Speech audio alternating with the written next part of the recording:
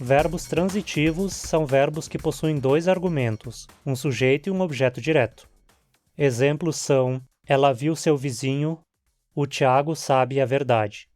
No primeiro exemplo, ela é o sujeito e seu vizinho o objeto direto. No segundo exemplo, o Tiago é o sujeito e a verdade o objeto direto. Os argumentos de um verbo são, em geral, um nome, ou seja, um substantivo ou no máximo um pronome. É claro que eles podem estar acompanhados de adjetivos e outras coisas, mas a parte central é nominal, um nome. Agora, se quisermos incluir como objeto de um verbo uma informação que seria melhor expressa por uma frase inteira, como faríamos isso? Por exemplo, em vez de dizer simplesmente que ela viu seu vizinho, dizer algo que o vizinho fazia quando ela o viu. Podemos fazer isso trocando o objeto de um verbo transitivo por uma oração inteira, certo? Em português fazemos isso com a ajuda de uma palavrinha especial, a conjunção que. Assim podemos dizer, por exemplo, ela viu que seu vizinho chegou em casa. O Tiago sabe que Israel não é um Estado legítimo. Talvez você nunca tenha pensado muito nisso, mas a função do que nessas frases é justamente essa: transformar uma oração inteira num substantivo, digamos.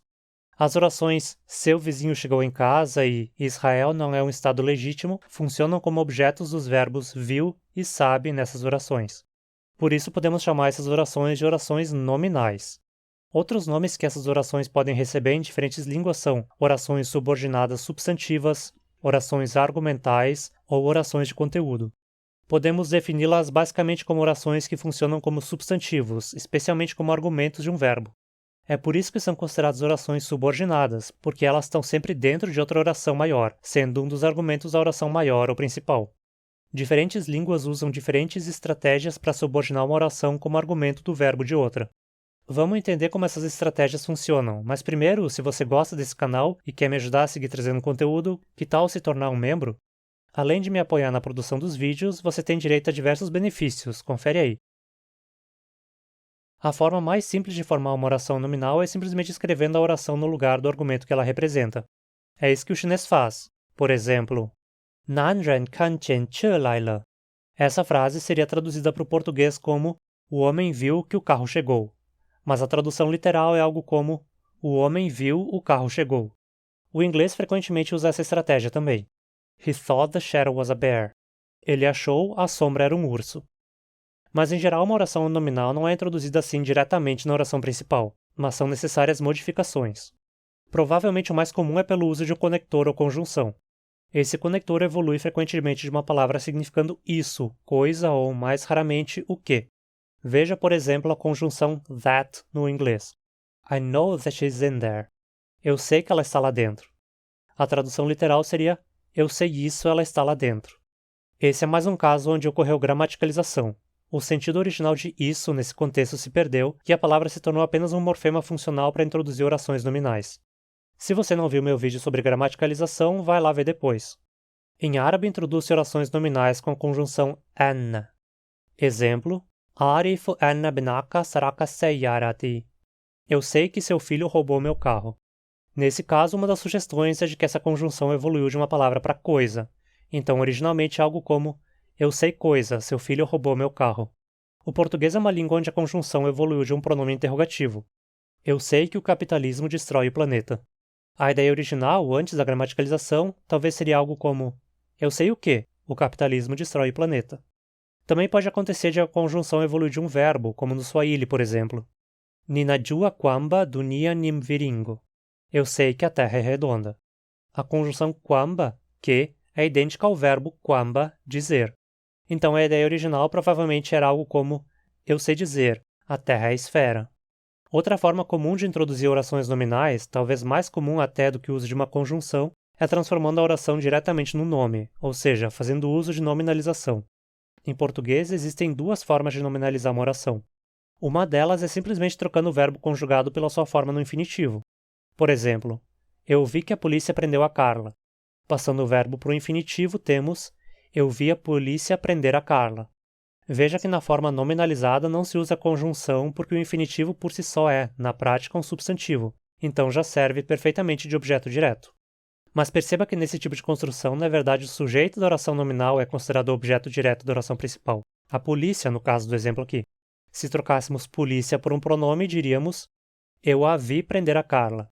Em inglês, I saw them arresting Carla. A desvantagem dessa forma de nominalização é que perdemos o componente aspecto temporal, já que a forma nominalizada não mostra tempo nem aspecto, né? Mas isso não é assim em todas as línguas. Em algumas é possível fazer a nominalização sem perder esses componentes do verbo. O japonês é um exemplo disso. Para dizer eu vi que a polícia prendeu a Carla em japonês, diríamos Keisatsu ga Karura o taihou shita no o mita. Aqui a oração nominal está completa, como seria se fosse uma oração normal.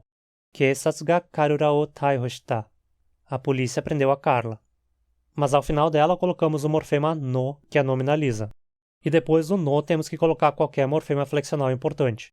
Nesse caso, como essa oração funciona como objeto direto da oração principal, coloca-se o morfema o, que indica o caso acusativo. Apesar de esse morfema nominalizador no ser bem antigo no japonês, ele provavelmente evoluiu de uma palavra que significa algo como coisa. Isso é evidente porque o morfema alternativo que se pode usar para isso é justamente koto, que é a palavra para coisa, ocasião. Keisatsu ga Karura o taihou shita koto o mita. A tradução literal seria via polícia prendeu Carla coisa, ou via coisa que polícia prendeu Carla. De certa forma, o uso desse morfema nominalizador transforma a oração nominal numa oração relativa, como um adjetivo descrevendo o morfema coisa. Para entender isso melhor, veja meu vídeo já mais antigo sobre como línguas usam orações relativas. Em japonês podemos ver claramente o morfema que marca tempo-aspecto separado do morfema nominalizador. No exemplo dado aqui, taihou shita no o no é o sufixo nominalizador e ta é o sufixo indicando o aspecto perfectivo, prendeu. Se eu quisesse dizer eu vi que a polícia está prendendo a Carla, a frase ficaria Keisatsu ga Karura o taihou shiteru no mita, onde teru marca agora o progressivo, está prendendo. Mas em algumas línguas existe uma fusão do morfema aspecto temporal e do morfema nominalizador. Em Quechua esse é o caso. Veja esses exemplos. Nyuka ka Carla Itália pikachita yani. Eu acho que a Carla está na Itália. Aqui o sufixo ja no verbo estar representa tanto que o verbo está conjugado no presente quanto que está numa forma nominalizada. E o ta depois dele é a marcação de acusativo, já que toda oração a Carla está na Itália é o objeto direto do verbo acho. Para dizer eu acho que a Carla estava na Itália, dizemos Nyuka ka Carla Itália pikashikata yani. Agora o morfema shka representa uma nominalização do passado. Existe ainda outra forma de nominalizar que a gente pode ver no português também. Vimos que uma forma de dizer isso é usando o verbo no infinitivo, que é a forma nominalizada do verbo. Eu vi a polícia prender a Carla. Outra forma de fazer isso é trocando o verbo prender por um substantivo. Nesse caso, eu vi a prisão da Carla pela polícia. Veja que nessa forma a oração subordinada de certa forma deixou de ser uma oração propriamente dita. Ela se tornou um substantivo de verdade, digamos, prisão. E a ele conectamos o objeto como um genitivo, a prisão da Carla, ou seja, a Carla é a possuidora da prisão. A prisão pertence a ela. Já o agente, a polícia, aparece introduzido com a preposição por, no mesmo estilo do agente da voz passiva. Em algumas línguas essa é a única forma de fazer orações nominais. Na verdade, em línguas em que isso acontece, o infinitivo e o substantivo desse tipo geralmente não se diferenciam. Ou seja, a palavra prisão, no exemplo aqui, seria idêntica à palavra prender. O tupi antigo é uma língua desse tipo. Para dizer vi a polícia prender a Carla, diríamos polícia Carla psuka a sepiak. Psuka é a forma nominalizada de psuk, o verbo prender. Podemos tanto interpretar como um infinitivo, prender, quanto como um substantivo abstrato, prisão. Antes da forma nominalizada se coloca mais próximo dela o objeto e mais distante o sujeito, mas ambos funcionam como se fossem genitivos. É a prisão da Carla da polícia. Em geral, quando uma oração nominal é introduzida por uma conjunção, a sintaxe dessa oração nominal é igual à da oração principal, com apenas essa conjunção separando as duas.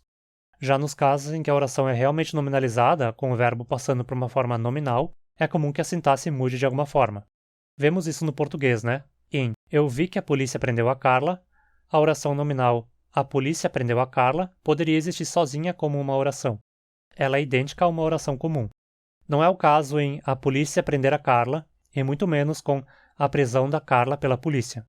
Nesses casos, a estrutura é bem diferente de uma oração típica, especialmente no segundo caso de completa nominalização, onde os argumentos passam a ser adjuntos. Mas isso não é regra geral. Às vezes, mesmo com uma conjunção, podem ocorrer mudanças na sintaxe. Em línguas germânicas isso é comum. Vamos pegar o Hunsrückiano como exemplo. Ich habe gesehen, dass die Polizei die Carla verhaftet. Literalmente, eu vi que a polícia a Carla prendeu. Veja que usamos uma conjunção, das, mas a oração nominal teve o verbo empurrado para o final. Em alemão e línguas próximas, o verbo ocupa a segunda posição em orações principais, mas a última posição em orações subordinadas. Enfim, essas são apenas algumas possibilidades de como orações nominais ou orações subordinadas substantivas funcionam em diferentes línguas. Existem muito mais detalhes a discutir sobre isso, incluindo outras formas de orações nominais, ou seu uso como sujeito de uma oração. Aqui eu me foquei no seu uso como objeto direto, que é de longe o tipo mais comum. Mas para o vídeo não ficar gigante, eu vou deixar para tratar de outros detalhes outra hora. Agora comenta aí como as línguas que você fala ou estuda lidam com orações nominais. E se você está criando uma Conlang, já decidiu como fazer isso? Além de apoiar o canal se tornando um membro aqui no YouTube, você pode também se tornar um apoiador pelo Apoia-se ou fazer uma doação espontânea do valor que puder e quiser via Pix. Formas de ajudar de graça são com seu engajamento. Deixe sua curtida, inscreva-se, ative as notificações, comente aí embaixo e compartilhe esse vídeo com seus amigos linguistas, conlangueiros e poliglotas. Obrigado por ter ficado até aqui, até mais e Palestina livre!